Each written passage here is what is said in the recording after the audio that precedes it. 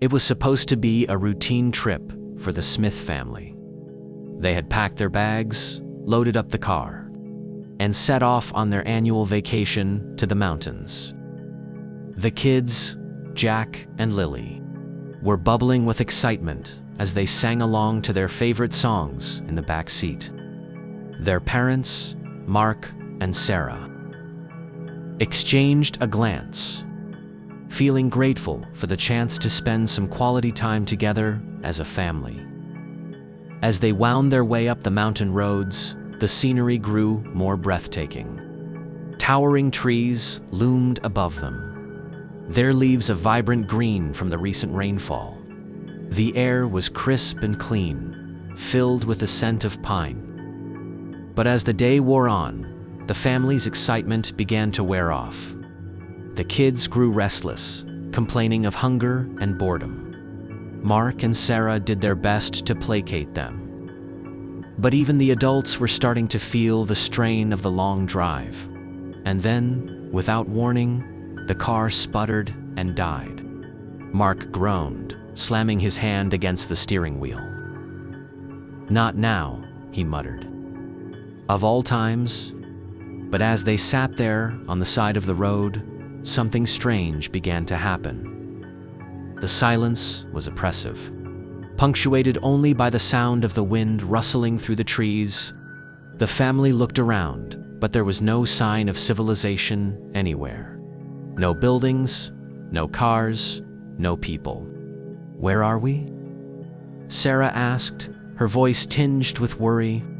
Mark pulled out the map, but it was useless. They were in a dead zone, with no cell service and no way to navigate.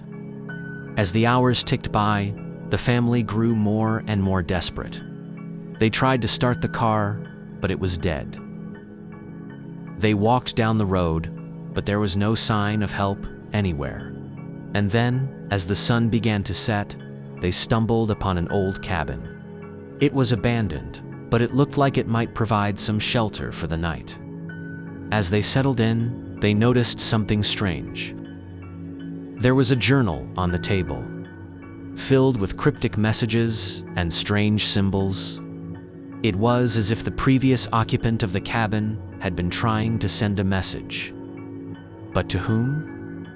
As the night wore on, the family heard strange noises outside.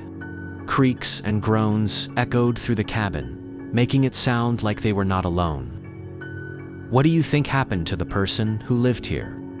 Lily asked, her voice trembling.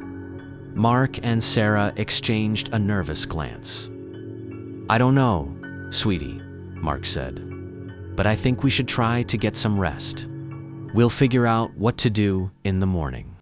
But as they tried to sleep, they couldn't shake the feeling that they were being watched.